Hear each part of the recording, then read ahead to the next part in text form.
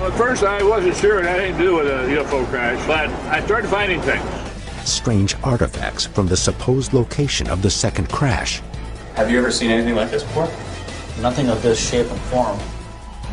After 61 years, a new witness steps forward. Makes chills run down my back. The real story behind Roswell waits to be unearthed. And if I wanted to get rid of my UFO debris, this would be a nice place to put it. This is case number 47402, The Real Roswell.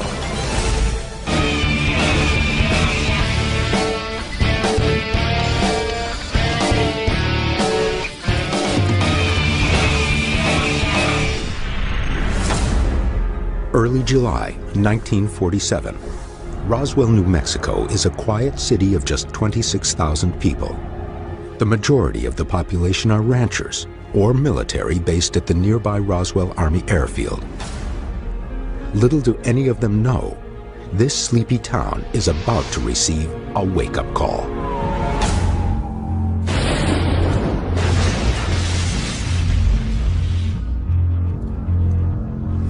On July 6th, local rancher Mac Brazel reports to the local sheriff that he has found strange debris on the ranch where he works. Major Jesse Marcel from Roswell Army Airfield is sent out to investigate. He takes as much of the debris as he can fit in his truck back to the base. On July 8th, the Army issues a statement that they are in possession of a flying saucer. But after the debris is flown to Dallas, Texas that afternoon for further analysis, the Army states the debris is nothing but a misidentified weather balloon. The story quickly fades from memory.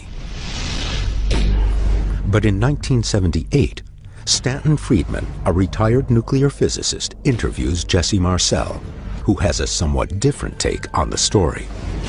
Marcel reveals to Friedman that what was said that afternoon in Dallas on July 8, 1947, was actually a cover story. What he handled was definitely not a weather balloon. The Roswell mystery explodes. In the 15 years following Friedman's explosive interview with Jesse Marcel, cries of cover-up and conspiracy cloud the Roswell incident. Finally, in 1994, the government decides to tell all. The Air Force issues an official report saying that the debris recovered at Roswell was from a top-secret program called Project Mogul. These classified exercises were used to spy on Soviet missile and bomb tests. For many, the long-standing debate over what happened in 1947 in Roswell, New Mexico is put to rest, but some are not convinced. Now, there is another chapter to the Roswell story. In recent years, more and more UFO researchers are paying closer attention to a second reported crash that happened the same week as Roswell, 250 miles away on the plains of San Agustin. 61 years after these events, time is running out. Researchers rush to collect testimony and physical evidence before it disappears forever.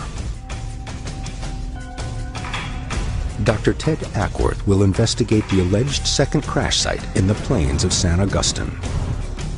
This is the famous case. It's Roswell. It's probably the dominant UFO case of all history. Bill Burns will meet with a researcher who's found a new witness from the original crash site, one who may have seen and handled the actual debris. Roswell has always been for me an amazing mystery that ever since I was a kid, I've wanted to solve. And Pat Usker will search for physical evidence that is rumored to be hidden on remote ranches outside of town. This is the ultimate UFO event to attend, Bill. You know, I can't believe we're here. I'm really excited about this. This is when you want to study about UFOs in the United States, you come to Roswell, and this is where you begin. We're here. Bill begins by meeting Roswell researcher Dennis Balthaser, a local contact who details the new direction the investigation has taken. There's an urgency about this. What is the urgency? We're running out of time. We're talking about people that are in their 80s, if they're still alive, that were here, and the fact that we have nothing physical, really, for the Roswell incident.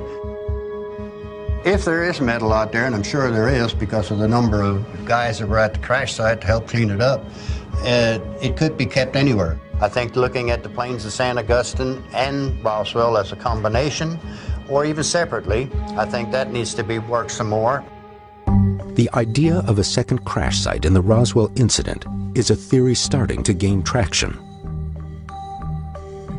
This possible second site, located in the plains of San Augustine, is approximately 250 miles from the main Roswell crash site. And this site could provide much-needed evidence to back up the Roswell incident.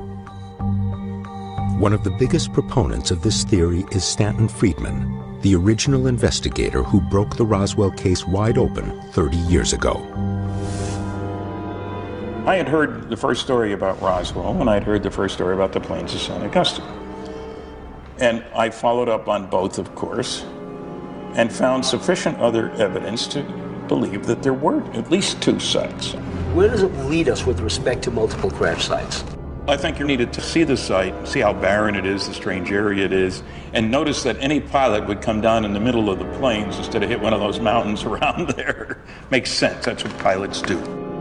The story of this other crash happens in early July 1947 as well, though the exact date is still hotly debated. A man named Barney Barnett allegedly discovers a downed craft, including dead alien bodies, early one July morning. He claims the military arrives at the site soon after he does and orders him to keep quiet about what he's seen. Remember, Barney was a World War I veteran. He worked for the Soil Conservation Service. It would be ridiculous to expect him to just go talking. So what we have is a story that Barney Barnett was on the plains of San Augustine. Found wreckage. There were people there, including an archaeologist and including students. And the military came along, told everybody to shut up. And they meant it very strongly. Remember, this is 47. And you shut up when you were told to shut up. That's right. But why would there be two UFO crashes so close together during the same week? Is it possible they are linked in some way? The theories behind these alleged crashes need further analysis before the investigation visits either site.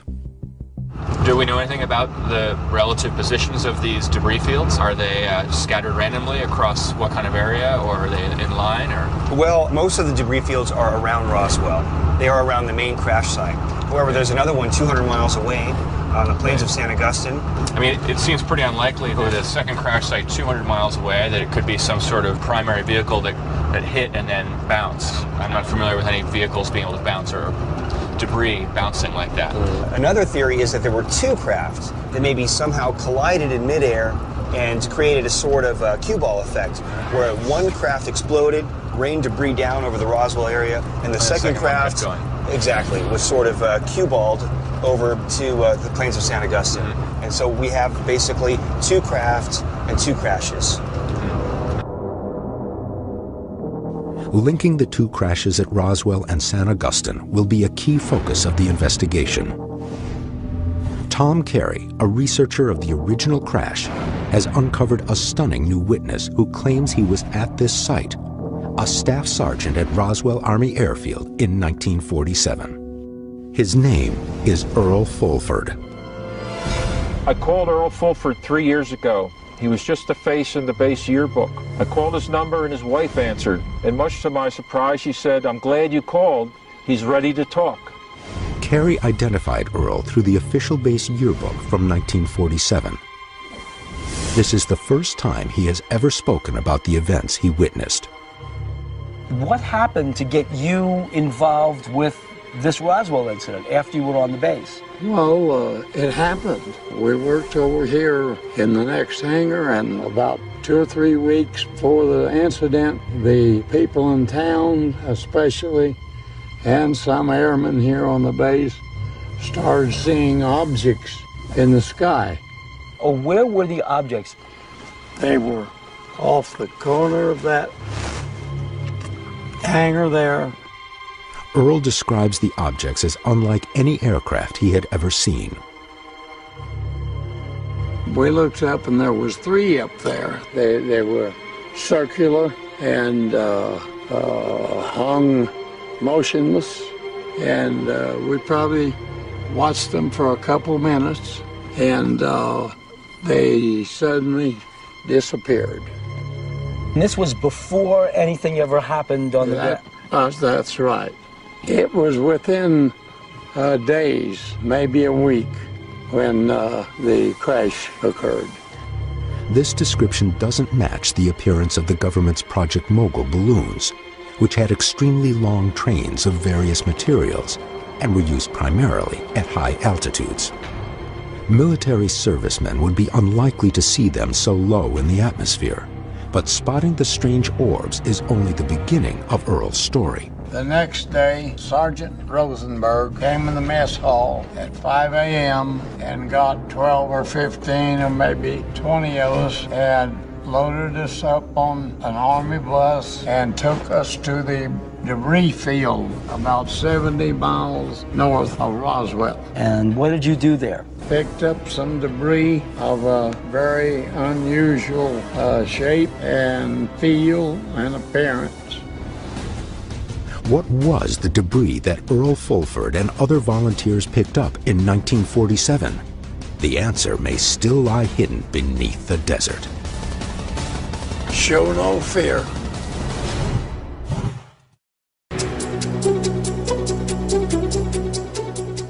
In Roswell, New Mexico, a new witness to the Roswell incident has come forward for the first time. Earl Fulford, a staff sergeant at Roswell Army Airfield in 1947, finds himself recruited for cleanup duty. But this is no ordinary cleanup. Pat and Bill are bringing Earl and researcher Tom Carey to the original Roswell crash site to get first-hand details about the debris recovered there on July 8, 1947.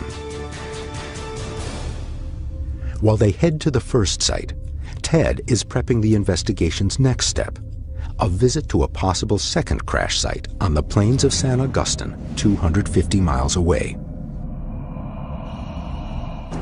Earl, if I want to go to the crash site, which way do I want to turn now?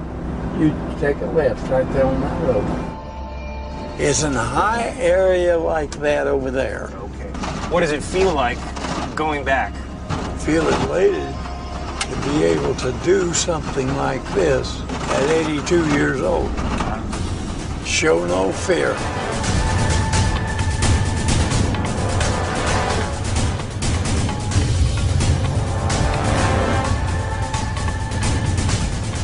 After nearly 3 hours of driving, including an hour off-road, the team arrives at their destination. This is the famous Roswell crash site. On this barren landscape, many claim history was made. Right here, for the first and so far only time, the United States military admitted to finding a UFO, only to change its story days later. So, Earl, do you remember this site? Yes, we picked up material here in about a 1 square mile area. So you were here pretty much the whole day? Yeah, the bigger part of a day. Earl describes the field as a fan, spreading out over 1 square mile. And according to him, the debris was everywhere. Vehicles all drove up and like formed a circle. We started walking in one direction. We went about 10, 12, 15 apart, where I could see what you could see, and you could see what I could see, so we wouldn't miss anything. Well, I seen some type of material or metal or something that looked sort of like aluminum. It was shreds and pieces. Now, when you picked it up and tried to put it in your sack, what happened? Well, my personal experience was great surprise when I picked up a piece and I wadded it up to put in my bag, and before I could get it there, it came back to its original shape. Wow. And I took it out and I wadded it up again, and same thing. Other witnesses have explained what happened when people brought debris back from this very site, but Earl was there at the beginning. He saw the material on the ground. He explained the shock when he picked up a piece of what looked like foil, tarnished chrome foil, crushed it in his hand, went to put it in the sack, and it popped open again. About how many pieces do you think that you gathered in your own gunny sack? I would say I picked up 10, 12, maybe 15 pieces. But once it went in those bags, we never seen it again. Do you remember what Army personnel took possession of the bags? They were military police. It is the last time Earl will see or hear of the debris. They told me up there if I showed anyone or told anyone, I was in deep trouble. We've gotten a new perspective on Roswell today because Earl Fulford was able to explain to us what it was like being here. Now we can go to the next step. I don't know if we'll have any luck finding any more witnesses, and I don't think we can find a witness better than Earl Fulford. So the thing I would want to do now is see if there's any way we can come up with even a smallest bit of debris.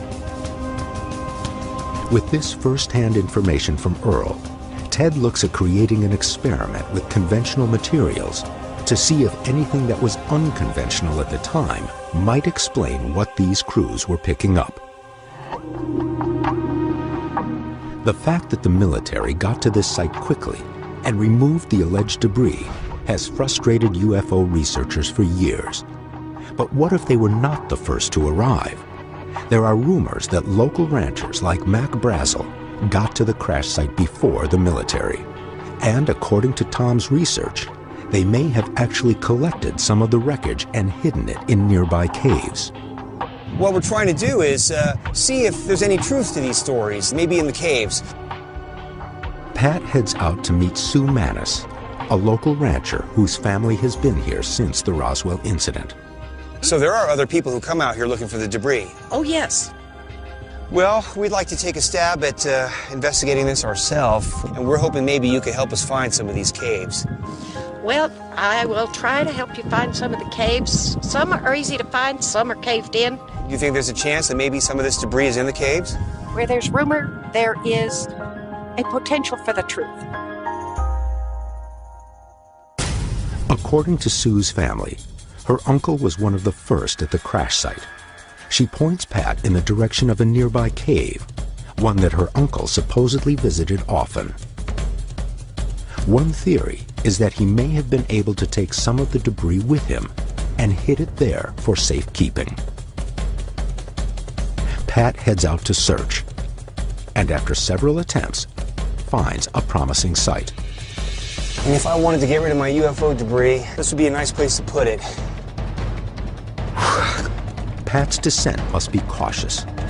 The only thing to secure his line to is a small piece of desert brush. There is no established route down into the cave. Got it.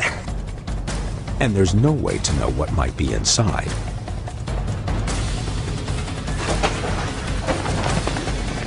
Damn it.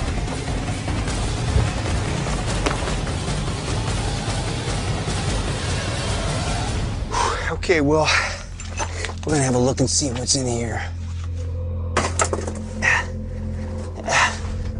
Well, I've just discovered that the rumors are true. There are underground caves here near the Mac Brazel debris field, and these would be a great place for people to stow away this debris if they wanted to hide it from military personnel.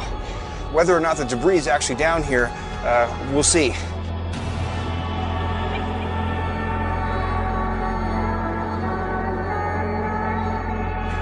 I can tell from this layer of silt here that this is all probably rain drainage that probably comes through this tunnel. We can see it on the outside. This is as far as the tunnel goes. All I have is hard walls of quartz and a silty floor. That's all I found down in this cave.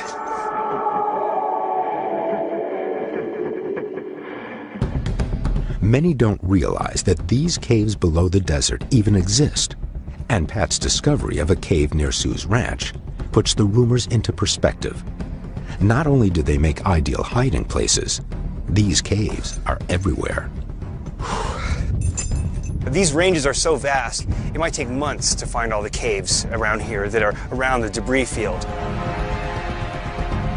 Despite this confirmation, after 60 years, the alleged first crash site still has not yielded any debris. But the first physical evidence that could point to a UFO has emerged from the second crash. Looks like organic form. For years, the Roswell crash has dominated this tiny city and the nearby ranches.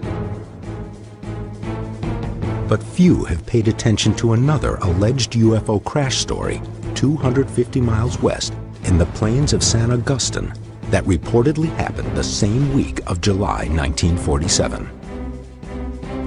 The investigation's next step is to visit this second crash site and determine if it has any connection to Roswell. We're going to meet with Art Campbell, researcher who's been studying this second site thoroughly. Apparently, there's all kinds of scientific evidence here to support this theory of a second crash site. Basically, I'm here to look at it and see if there's any credence to this claim. So what makes you think this site has something to do with a UFO crash? Well, at first I wasn't sure it had anything to do with a UFO crash, but I started finding things. Campbell uncovers several different artifacts during a dig in 1995. He cross-references his dig's location with the story of Barney Barnett, who claimed to have found a UFO crash site in this area in July 1947. Barney Barnett was a local soil conservation engineer, and he had a district that was 70 miles long, 72 miles wide, and he was assigned to help farmers with conservation projects, which is one of the main highways he drove on. Saw something glinting in the sun. He told friends and relatives he thought it was a plane crash, and he knew a way in, so he drove over there as fast as he could get there, and came over a small rise and looked down on this UFO, split on one side, a couple bodies outside. What happened to the vehicle and the bodies? He was there probably a half hour, 45 minutes, and some archaeologists came up. According to Barnett's account, these archaeologists are returning from a nearby dig when they stumble upon Barney and the UFO crash site. In his research, Campbell located corroborating documents for Barnett's claim. According to this letter from the Peabody Museum at Harvard University, archaeologist Herbert W. Dick was working at Bat Cave in the plains of San Augustine in the summer of 1947. Bat Cave is in close proximity to the site where Art performed his dig. Then the Army drove up in several vehicles, said, oh, this site is secure, and chased them off. And again, this was a completely separate crash site. He didn't see the crash at Roswell. But what evidence exists that something crashed in the plains of San Augustine? Right, so the theory is that some craft crashed into this, crashed into the earth. It would have left a long gouge, wouldn't it have? I estimate the gouge to be maybe about 200 feet long. And then you think mixed up in the soil here would be some components of the vehicle or wreckage? I believe that's the case, yes. Whatever it was came into that sagebrush and cut a swath through it. The site had numerous artifacts that Campbell collected after persistent and thorough digging. This is the first time he's been back to the site in almost 5 years. He specifically requests that the actual location not be revealed. Great.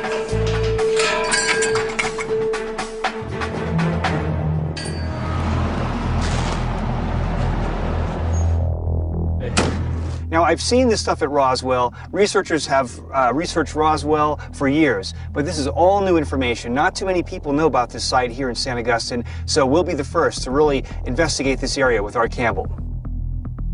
So you're saying this is where Barney Barnett said the crash was? Yes, I am. What about the archaeologists? Is this also where they saw the object? The archaeologists came from this direction. That's where Bat Cave is. But the presence of Bat Cave was just circumstantial, so Art turned to an archaeological dig to find physical proof of a crash. So in theory, The object came and crashed in from what direction? A flat direction from the northeast. And right, came and crashed through here. Right. That's what we figure, yeah. Before his excavation, Campbell took aerial photographs of the area. Several former water channels can be seen moving on a southwestern course. But Campbell noticed a separate gap moving in the opposite direction of these natural courses and focused his dig here. How did you determine that this area here was a trench? Because the soil was different. I had 21 test holes dug one evening, 7 up each side of the sagebrush and 1 down the center where we're standing. The soil in the center of this was different. And that gave you sort of the hunch that something was going on here. That's correct. The way Art describes the case is the vehicle came in. You can see a bit of a, what seems to be an alley through the sage. It could be natural. It could be caused by some effect. For example, a filled area where the sage doesn't want to grow back into. So it's relatively consistent. That could be a natural effect. I can't prove it either way. But one of the artifacts that Art uncovered in his dig may provide the necessary proof. Let's have a look at these artifacts you recovered. This was the piece I found under the sagebrush that kicked the whole investigation off. Right. Huh, look at that. I was out here digging. Well, it certainly looks like something in sort of an organic form or melted. Campbell uncovers the artifact in the same gap that he believes indicates a UFO crashed here. It is smooth, lightweight, and appears to have melted or collapsed in on itself. Didn't dare think it was anything unusual. I took it up to the restaurant here and put it in front of two cattle inspectors, and they said that ain't no part of no cow, and I was off and running with my research. Have a look at that. Wow, that is really weird looking. What I really want to do is get this artifact back to the lab and test it. I mean, to me, it's the most intriguing aspect of this case. First thing, I want to know what it's made of. Is it organic? Is it inorganic? Again, we're just looking for something really unusual here, or is it all explainable? With the fieldwork complete, the investigation moves to an experiment that will put both the government explanation and the eyewitnesses to the test. You got something there. In 1947, for one day, the U.S. military said that it had recovered a flying saucer. Days later, they recant. Then, in the 1990s, they admit something did crash. But it was a top-secret military experiment called Project Mogul. After visiting 2 alleged UFO crash sites, the investigation is attempting to test the government explanation for the Roswell incident, a Project Mogul balloon. Pat is meeting with Michael Keene, a military tactics expert and lecturer at the University of Southern California, to discuss this much-debated answer for Roswell. At that time, the United States had a monopoly on atomic weapons. But what if, unknown to the United States, the Soviets had acquired an atomic bomb? What we really feared was an atomic Pearl Harbor or a nuclear 9/11. And so we undertook a crash program called Project Mogul. Now, most people that have looked into Roswell know about Project Mogul, but maybe you can give me some details as to why that's such a valid explanation. It wasn't just one balloon. It was a string of 20 to 30 weather balloons, followed by an extensive payload, followed by maybe half a dozen radar reflectors. It was an extensive operation. Originally, Project Mogul used long strings of rubber weather balloons to carry microphones and radio transmitters. These tools were sent high into the atmosphere to listen for sound waves from Soviet missile and bomb tests. This is probably close to 700 feet long, which is, greater than half the height of the Eiffel Tower. But would it really look like debris? I mean, these guys clearly described very strange debris that they've never seen before. As part of the payload dropped off, the balloon could rise again, the winds could drag it, it could fall again. It could create multiple type of debris sites, or an extensive debris field for that matter. So this might explain these multiple crash sites. Absolutely, sure. If the Mogul balloon is the real explanation for Roswell, then eyewitnesses who handled the debris should be able to identify the mylar foil used in the radar reflectors. But many describe a strange memory metal that is both lightweight and able to return to its original form. What did these witnesses handle?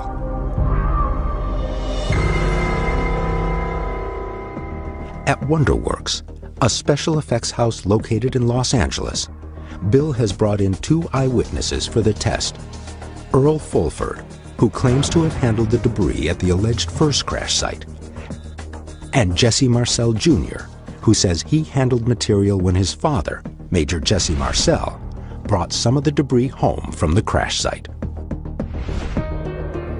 We've collected a number of different materials that seem to match roughly the descriptions from our 2 witnesses. We're going to bring in each witness independently and see if they can positively ID the material they were handling back in 1947. I got a handful of different metals here. We're starting off with 32,000s magnesium. Same with steel, aluminum, also steel, but this isn't 5,000s. You can see it's quite flexible and flat. This is actually cardboard at 32,000s, and 5,000s acetate with kind of an aluminum finish to it. And this is mylar, also with aluminum film to it. Earl, the first subject, is brought in to look at the materials. Take a turn on each piece and tell me yes or no, does it look or feel like the piece of metal from 1947? No. It's a little too thick. Let's do the next one. This one is too heavy. The color is close, but weight is too much. Okay. This material now was almost weightless. Let's do the next one. Too stiff. This one is closer, but it doesn't feel like I could fold it up. This one doesn't resemble it in any way.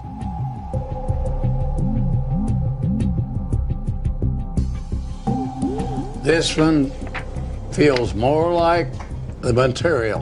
The material we got, we could wad up and it would pop back just about like that's doing now. This one you feel like the thickness is about right, the weight. The thickness and the weight. And the stiffness. Makes chills run down my back. And let's get this last one. Definitely not. You mentioned something that was really intriguing to me, which is this idea that you tried to crumple it up, put it back in your bag. Can you try actually doing it and see if you can get that same effect? You got something there. That's definitely as close as what I've seen. The acetate seems to be a close match for what Earl experienced. But according to the official Roswell report released in 1994, this type of acetate was not used in the construction of Project Mogul balloons. Only acetate tape was used, which bears no resemblance to the form of acetate being tested. But if a balloon didn't crash at Roswell, what did?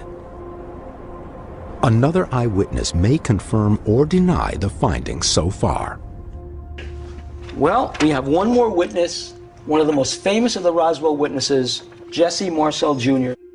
The night that my dad brought the material home, I looked at all this material on the floor. The first thing he said was, look at this, because you'll probably never see this again. Now remember, this is a blind test, so let's not lead on about any of these early findings with Earl. This is a sheet metal. Now what I saw was not really like a sheet metal, more like foil, so this is much too thick. Too thick. Now these are sheet metal. What I saw, the foil was not sheet metal. This is getting close to the feeling of the thickness of it. It was not as shiny as this, though. It was a little more dull than this, but this is closer to the actual thickness. Let's have a look at this one last. Okay. Now, this is very insubstantial. This is like a real thin foil. The foil that I saw was much thicker than this, but it had about the same weight, though. It was thicker, but about the same weight. Almost weightless. As this. It was almost weightless, like it'd float down like that in air. Right. But does the acetate also display the memory metal properties that Jesse's father described? You want to try and crumple it? doesn't stay crumbled. Is that what he described? Yeah, this is basically what he described. Unbeknownst to either of them, both Earl and Jesse have identified acetate as the material closest to what they handled back in July 1947. The amazing thing is that both of them zeroed right in on the acetate. It's plain as day to me that they both found the thickness, the malleability, and the overall weight of the acetate to be like a one-to-one match. This has been really productive. When you think of people back in 1947 handling acetate, that sounds like a pretty revolutionary material back then. That's the amazing thing for me, is that it was the simple solution. We kept looking for something more exotic. Acetate is a popular component in film stock, adhesive tape, and synthetic fabrics. As early as 1910, it was used as a glue-like liquid to coat and strengthen fabric aircraft wings and fuselages. But acetate in a strip or sheet form was not used in any known aircraft in the 1940s. There's no acetate in a Project Mogul balloon. So what did we prove today? We did prove something. We proved that two witnesses who didn't know each other, who were there at the time, identified the exact same material.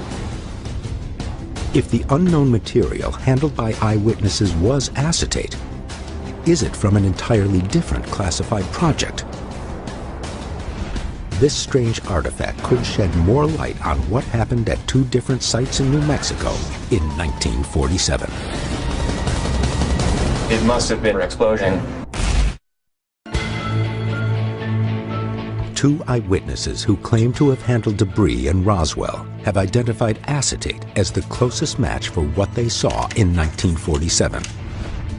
But acetate was never used in a Project Mogul balloon. In effect, these witnesses have all but eliminated the government's Mogul balloon explanation. So the question still remains, what crashed in 1947, and what was it made of? If the second crash in San Agustin is truly linked to Roswell, the final analysis of this artifact may hold the answers. Ted brings the artifact to SEAL Labs in Los Angeles, and Dr. Aaron Kumar, a metallurgy and sample processing expert, for a closer examination.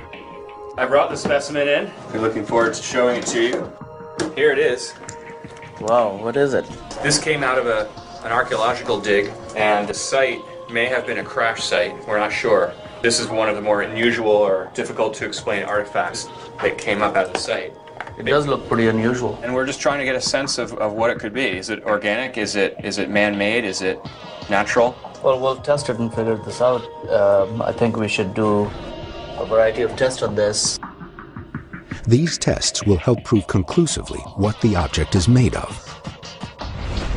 The artifact is smooth to the touch, and at just 4 ounces is extraordinarily lightweight.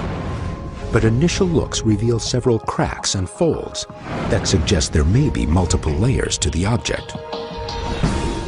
You see there's all kinds of folds and sort of crevasses. Have you ever seen anything like this before? Nothing of this shape and form. Obviously, it looks pretty unusual. You know, cracked open areas of fissures might have some material down inside that we could pull out. Right.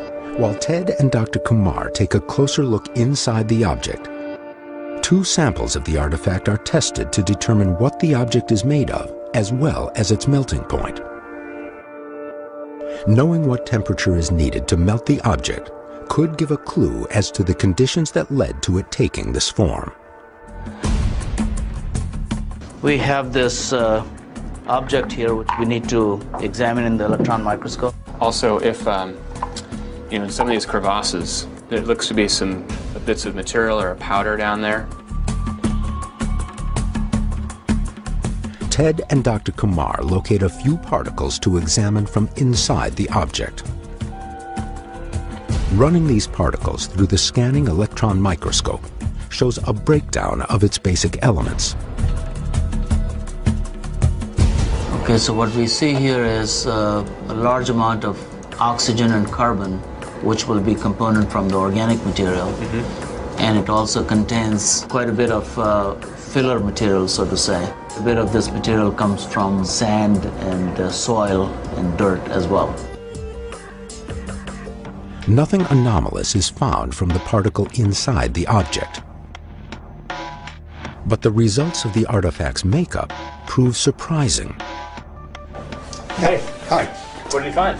I got a nice clean spectrum, and it's ran through a database, and it's clearly polyethylene. Polyethylene. And even more so, it has a high melting point that is about 130 degrees C, which means it's high density polyethylene. What would that come from? What would be common containers or? Tupperware. But HDPE, or high-density polyethylene, isn't used commercially in products like Tupperware until the early 1960s.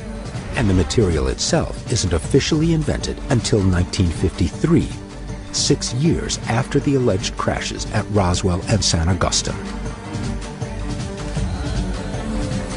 If Art Campbell found the artifact at the site of the second crash, it either found its way to the middle of the desert sometime after 1953, or it's part of a crash that happened 6 years before its invention. Today, HDPE is not only used in commercial products, but also to make fuel tanks and aircraft windows. How could something with such a high melting point become so deformed? This was found in the desert in New Mexico, which is hot, but nothing gets that hot. That's 250 degrees Fahrenheit, something like that? Even in direct sunlight. So we know this didn't melt just based on environmental conditions. Correct. It must have been put into a fire or an explosion or something to elevate its heat. Yes, that's true. Yeah. Project Mogul didn't use acetate or any other material like it. And now the remote site of a second crash contains material that may have been in an explosion. We know the desert environment in that area never gets over 110, 120 degrees Fahrenheit, but we also know that HDPE doesn't melt below 130 Celsius. So I wonder, how did this object get melted in the desert there? It would have to have been something like a fire or an explosion to reach those temperatures. This provides an entirely new perspective. For years, the government denies anything happened at Roswell, but then admits to secret tests. Now, this physical evidence raises serious doubts about those final explanations. When you put all the pieces together, multiple crash sites, credible witnesses that can finally come out and tell the truth after all these years, you have something that's just too big to be a simple cover-up of a military accident. And the Mogul explanation also cannot account for Earl Fulford's sighting days before the crashes even occur. Even before the UFOs hit the ground, they were there in the air. And for me, that explains the relationship among all these various crash sites, that there was more than one craft. 61 years after the incident at Roswell, new evidence continues to emerge. Is this a different military program still classified today? Or is the government still not telling us the truth about UFO crashes in New Mexico?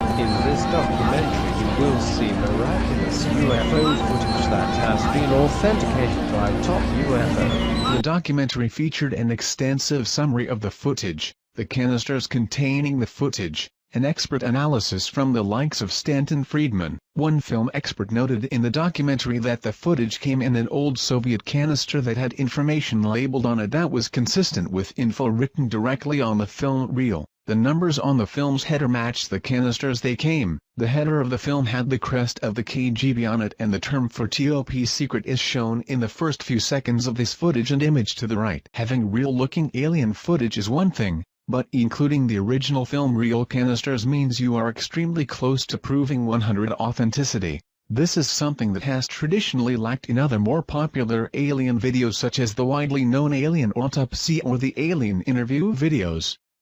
Several KGB documents. In the documentary, several KGB documents are produced to prove the film is authentic, along with credible testimony from a former Soviet KGB operative who claims to know about the event.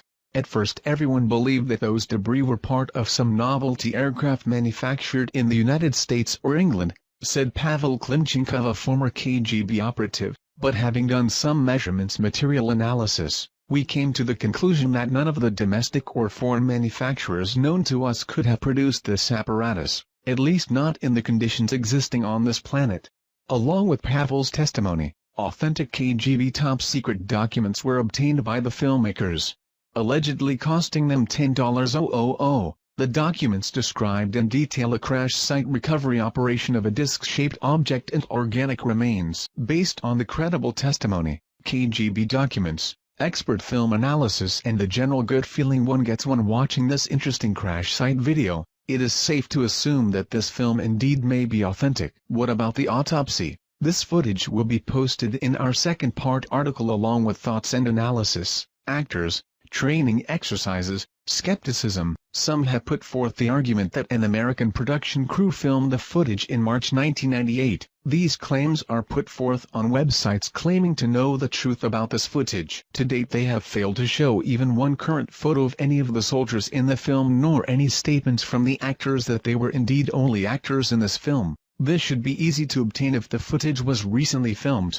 Some have put forth the argument that an American production crew filmed the footage in March 1998. These claims are put forth on websites claiming to know the truth about this footage. To date they have failed to show even one current photo of any of the soldiers in the film nor any statements from the actors that they were indeed only actors in this film. This should be easy to obtain if the footage was recently filmed. Another theory suggests the film was a training exercise. Yet no one has produced witnesses verifying this claim. One skeptical viewpoint suggests that the object's thickness is far too small to support any would-be alien pilot. The craft's outer edge as seen on the image is only 12 to 36 inches. However, it is not necessarily indicative of the overall thickness of the craft. The image was taken from the only part in the video sequence where the craft's edge is visible, and since the camera never goes behind, there is no way to tell how much depth the craft may have on the other side.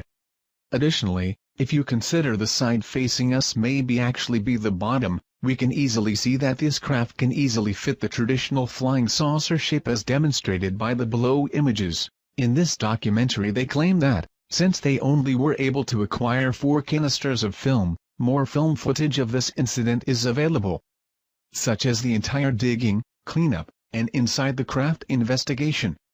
To this date, almost a decade after it went public, no other videos have surfaced. A UFO crash site allegedly filmed by the Russian KGB in March of 1969 in the Sverdlovsk region of Russia. The footage was later obtained by documentary filmmakers who then published the movie, The Secret KGB UFO Files. A film expert noted in the documentary that the film came in an old Soviet film can and the numbers on the film's header match the cans they came in. The header of the film has the crest of the KGB on it and the term for top secret. An autopsy of the alleged pilot of the UFO is seen in the documentary film. Soviet doctors examined the burnt torso of the entity and it is revealed that the 3 doctors died 1 week later, all from cerebral hemorrhages. Death certificates are presented as proof. Several KGB documents are produced to prove the film is authentic. Some have put forth the argument that an American production crew filmed the footage in March 1998. These claims are put forth on websites claiming to know the truth about this footage. To date they have failed to show even one current photo of any of the soldiers in the film nor any statements from the actors that they were indeed only actors in this film. This should be easy to obtain if the footage was recently filmed. Another theory suggests the film was a training exercise. Yet no one has produced witnesses verifying this claim. UFO aliens may have helped build pyramids of Giza, says Cairo University archaeologist. Head of the Cairo University Archaeology Department, Dr. Ayla Shaheen in December 2010 had told an audience that there might be truth to the theory that aliens helped the ancient Egyptians build the oldest of pyramids, the pyramids of Giza. On being further questioned by Mr. Marek Nowak, a delegate from Poland, as to whether the pyramid might still contain alien technology or even the UFO with its structure, Dr. Shaheen was vague and replied, "I cannot confirm or deny this, but there is something inside the pyramid that is not of this world." Delegates to the conference on ancient Egyptian architecture were left shocked. However, Dr. Shaheen had refused to comment further or elaborate on his UFO and alien-related statements. Down below is 90's The Secret KGB UFO Files documentary, that deals with the fact that Russian had already discovered the tomb of alien humanoid in Egypt and something is beneath the pyramid. The Secret KGB UFO Files documentary interestingly supporting the head of the Cairo University Archaeology Department, Dr. Ayla Shaheen claim as well. Actually, ancient Egyptian writings very often talk of beings from the sky opening and bright lights coming down to teach them technology and give them wisdom. Many pictures and symbols resemble UFOs and aliens. Possibly aliens built the Great Pyramid. And these solid long-lasting construction techniques were adopted by the Egyptians. Ancient Egyptian legends tell of Tep-Zepi, or the first time. This is described as an age when sky gods came down to earth and raised the land from mud and water. They supposedly flew through the air in flying boats and brought laws and wisdom to man through a royal line of pharaohs. And of course, this was all thrown out the window when Christianity came along. Keep in mind that the gods were the one and only religion that there was. No other conflicting beliefs? Why? Well, because it was fact, not faith. The modern church would have you believe it's just a myth. But you have to ask yourself on the edge of Occam razor, what truly indeed is more likely? There has always been the question. How did the Egyptians feed and care for the 100,000 slaves that it would have taken to build the ancient structures like that of the pyramids in Egypt? 1 minute it is a very backwards country and almost overnight a highly advanced and technological culture sprung into existence. We now have the answer to that very question and evidence that the Egyptians had help, extraterrestrial help at that, thanks to Russia, the KGB and a top-secret project called Project ISIS. Astrophysicist, neurologist and science advisor in Advanced Propulsion System gained access to the files of Project ISIS. This was a top-secret project brought about by KGB concerning the discovery of the tomb of the visitor in 1961. Up until Sci-Fi purchased this exclusive footage from an agent of the Russian mafia, it had never been seen outside the top-secret facilities of the KGB. Sci-Fi showed it one time on television and as it stands today, no evidence of this film or the project is available. Except what we have copies of here given to us by a client that had taped the original show. This video is a powerful documentary with actual footage filmed by the KGB and verified by specialists in the field. Authentic film footage. If we can somehow bring attention back on Project ISIS and prove it out, it will change the history of the beginning of the civilization of man. During the Cold War, Nikita Khrushchev was determined to show the world that communism was superior over the democracy. As he realized that it would be too costly to compete with the US in the space race, Khrushchev chose to go the other route. Having over 300,000 agents in the secret police and espionage organizations, he focused most of this resource on alternative science, such as paranormal phenomena, psychotrometic weapons, biogenerators and mind-altering machines. 1920s, during the Stalinist regime, a dark room was created where the KGB conducted psychotronic weapons research on prisoners sentenced to die and political dissidents. After 1936 these files were transferred to the secret archives of the KGB, continuing on with their paranormal research.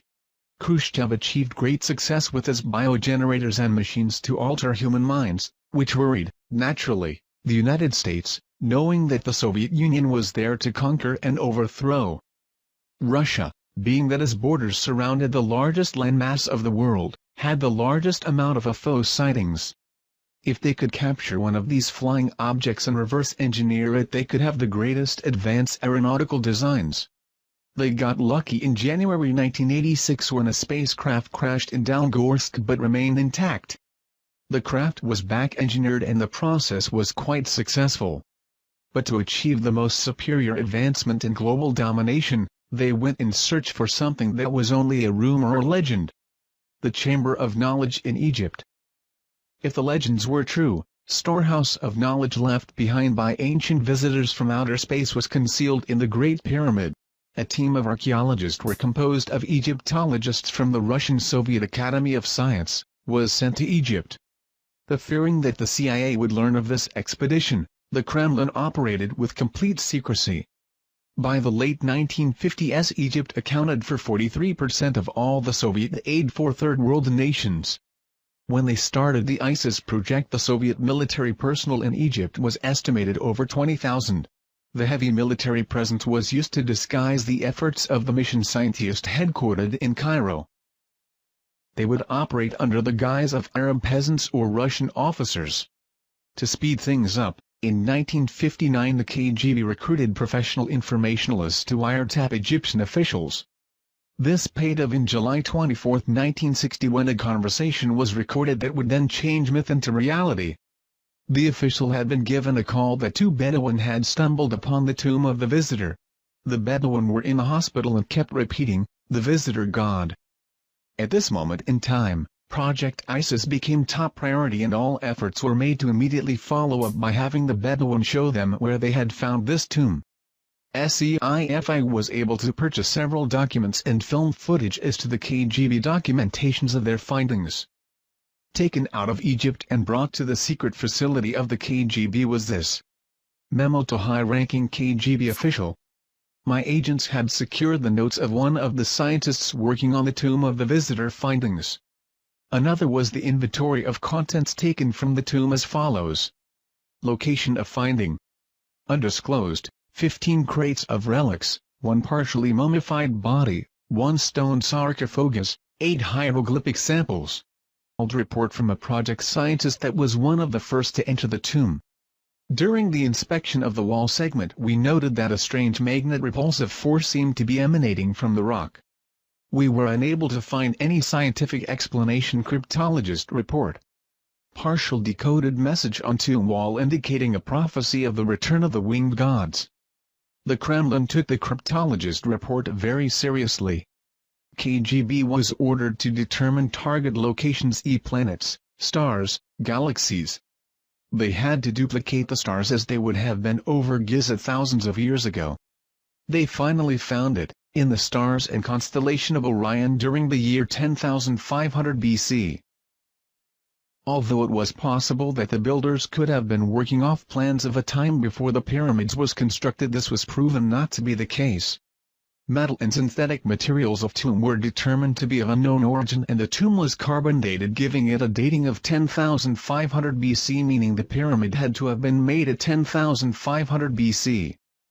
Cans of film were purchased by SEIFI through the Russian mafia agent, which originally came from the maximum security archives of the KGB. These cans contain film of KGB filming the process of the tomb and sarcophagus being opened. Sci-Fi had this film analyzed before purchasing by experts in this field. Finding no evidence of fraud, SEIFI purchased cans of film. The documentary is in black and white, showing soldiers entering the tomb without gas masks. As they opened the sarcophagus, you can see toxic fumes escaping and the reaction of the soldiers as they were being affected. It also shows the mummy contained inside. The film shows the soldiers leaving the tomb fast, and then a chemical warfare specialist team comes in with protective clothing. There is talk from one that was there in the tomb, that the energy inside, during the first days of exploration, was very high. They also had a team of psychics go in and do some special readings of the tomb. It later goes on to show the KGB and Bedouin loading trucks with crates to be shipped back to Russia. According to KGB documents, researchers began to wonder if the pyramid was designed for one particular purpose.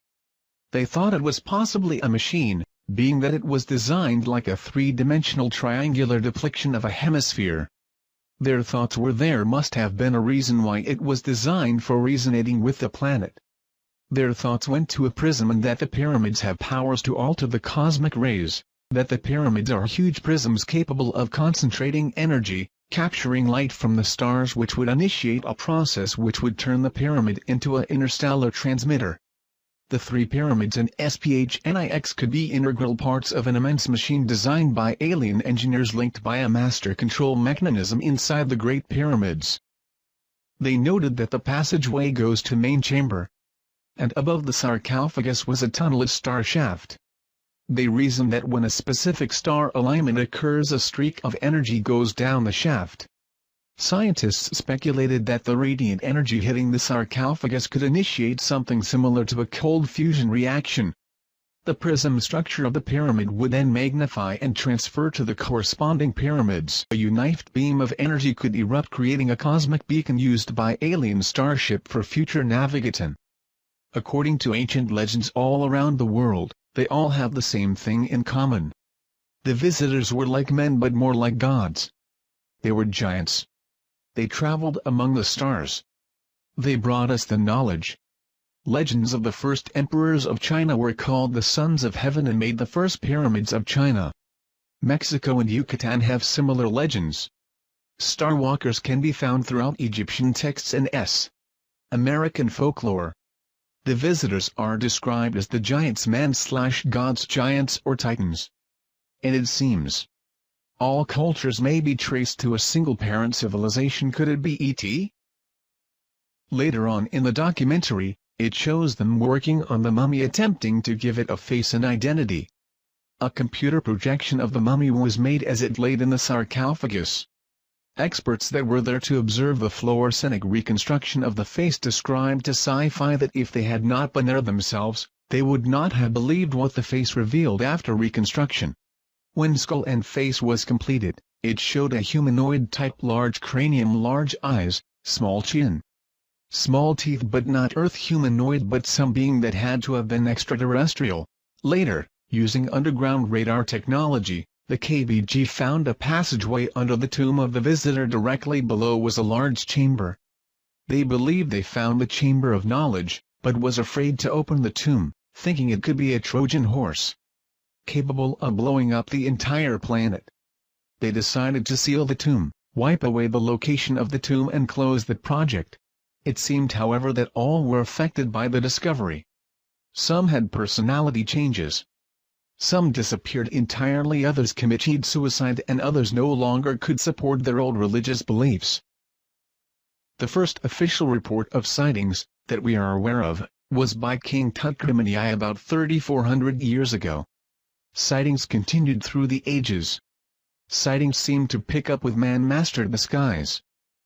But when we conquered the inner workings of the atom, the aliens of Orion stepped up their observation with an explosion of UFO sightings that continue up to the present. UFO abduction reports began to sweep around the world in the early 60s.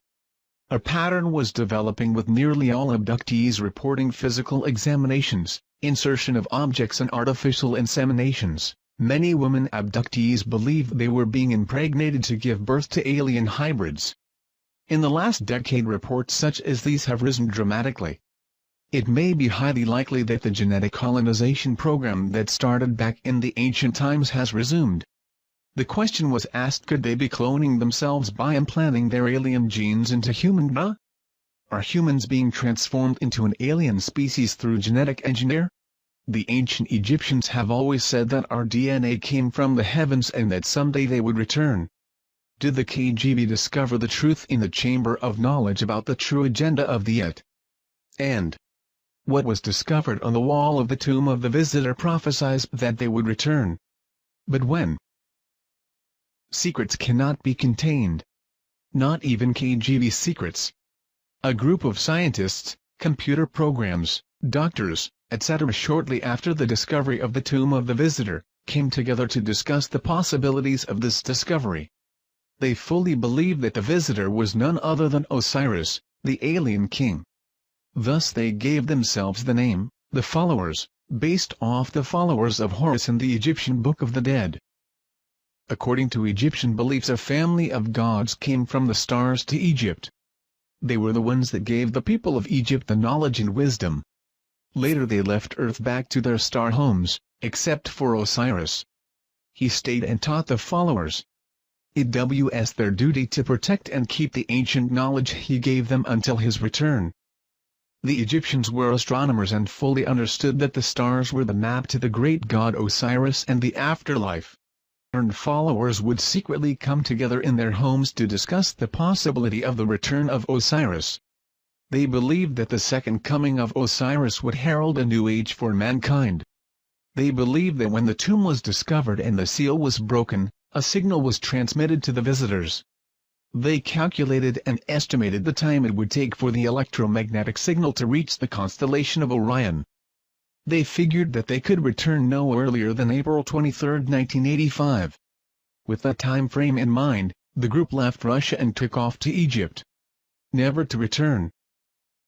The only remains left behind of their meeting with the visitors was a newspaper clippage found in the KGB archives of a group of tourists disappearing in the middle of the night in Egypt, 1985. And one home movie project with film. This film showed the group in front of the pyramid at night. It shows a light appearing in the sky, the group dropping to their knees in prayer, the light becoming brighter and then nothingness. A daughter of parents that were part of this group was shown the home video by the SCIFI team, of which she recognized her parents and burst into tears. Did anyone happen to see a documentary on sci-fi called Secret KGB UFO Files? I happened to catch this yesterday, and while I'm leaning to the side of skepticism, I have to admit that it was intriguing. Basically, the story goes, in the early 60s the KGB discovered a tomb at the Geyser Plateau containing an UFO. Luckily there was film footage, The grainy film contained footage of archaeologists dressed in KGB gear opening the tomb of what was thought to be an ancient Egyptian king. When they do, toxic smoke overcomes one of them and the other two run out. It is later learned that the body isn't human. The footage looked as if it had been produced to look old. Also included were shots of psychics levitating in the tomb. One thing that caught my attention is the archaeologist that was supposed to have been claimed by the toxic smoke was later helping move crates of evidence down some stairs. Despite the curious film footage, the documentary was very interesting and had me glued from the jump. For decades, American agencies have stockpiled information on UFOs. So did their counterparts behind the Iron Curtain. Soldiers, scientists and spies all paint a disturbing picture of the KGB's secret campaign. Is this the stunning proof that the Soviets recovered something not from this earth? When US researchers began looking into just how much the Soviet government knew about UFOs and extraterrestrial visitation, they were not surprised to learn that the Russians took the subject very seriously. What they didn't expect was evidence of ancient alien visitation, paranormal properties associated with related artifacts, and most shocking of all, of a mass abduction in 1985, among the piles of materials obtained from former Soviet spies. Some extremely puzzling and disturbing documents and film footage surfaced confirming rumors, which had been circulating for decades. In the late 1950s and 60s, the Russians became very interested in a number of unusual and newly discovered archaeological sites in Egypt by interpreting ancient symbols. One of those sites was believed to contain the remains of a life form not from Earth. Startling top-secret film footage, never before seen outside the Kremlin, confirms the Soviet mission to recover and analyze these remains.